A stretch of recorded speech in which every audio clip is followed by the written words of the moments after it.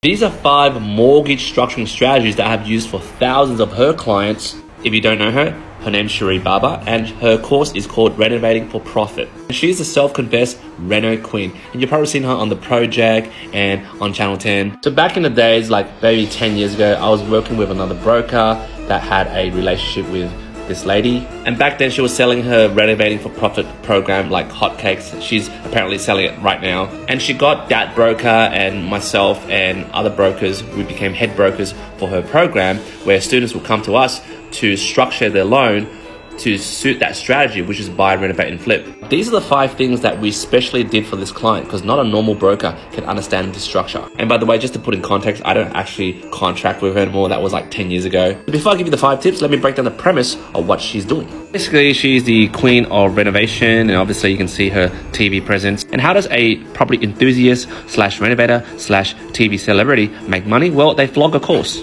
Now, this course costs maybe, $10K or something like that. And she sells it to a lot of noobs, like, first home buyers, first time investors that, seen her, great flips and go, wow, I can make quick buck. And by the way, I sound sarcastic, but actually her program is pretty good, okay? Not bad mouthing her. Her course and herself teaches a lot of these noobs who are, obsessed with the block and fans of property development and flipping all that stuff. And she teaches them to, find these, crummy old properties, that need a fresh cosmetic renovation, and then with her course teaches them how to, on a cheap scale, renovate it.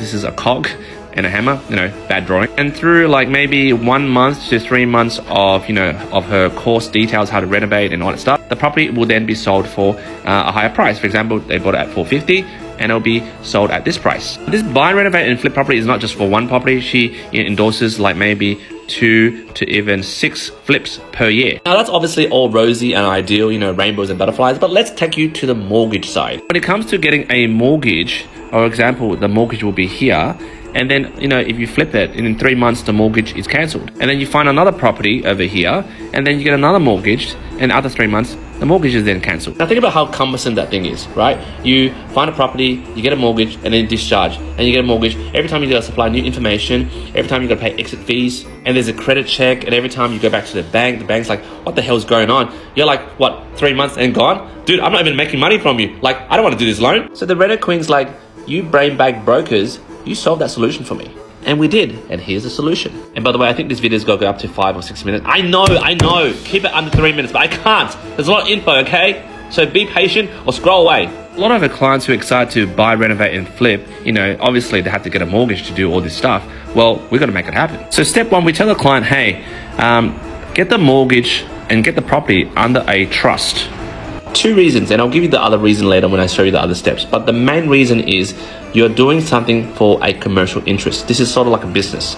You don't want to put it under your personal name in case you get sued. Someone trips and sues and goes after your asset. You put it under a trust, it's protected. Step number 2 is obtain a mortgage, but not just a normal mortgage. This mortgage has to have an element called security substitution or portability, which means this home loan, upon discharge of selling this property, obviously for a profit, doesn't go to hell. It's still active because you can swap it with another new property. Now mind you, not a lot of bank credit assessors understand what this is because they've never seen this crap in their whole life. So as a broker, you got to have a lot of experience to explain that to them and actually teach them that. Otherwise, they won't know this exists. Step 3, you got to have a trust bank account. And in this trust bank account, you got to have some decent funds, okay? Around maybe, 40 or 50K. The reason being is when you look at step 2, which is security substitution, the original mortgage is secured against a property. But once this property is discharged, you won't necessarily find the new property to substitute it. So during this, temporary period, this home loan needs to be secured against something. Therefore, you link in step 3, which is a term deposit. You can actually secure your home loan against a term deposit, but it must be held in a trust. Therefore, that explains why you need to open a trust account. Step 4, when you find the new property to flip and, get a home loan to grab that property, is that you then switch the deposit, which is against this old home loan, and port it to a new property.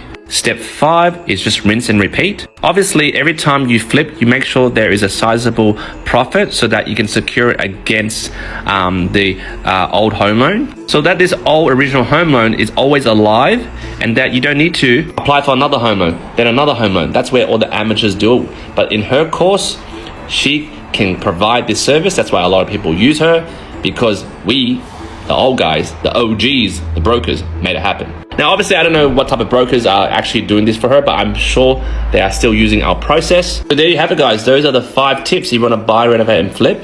Obviously, I'm not going to make any comments about her course. I was there when she was presenting because I got to be there, wait for her clients to come to us. So I'm not going to say anything bad. I'm not going to say anything good. I don't want to get sued.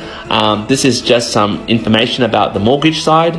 And if you guys want more information, go to her, don't come to me. And just like always, I've hit the 5 to 6 minute mark for this video. God damn!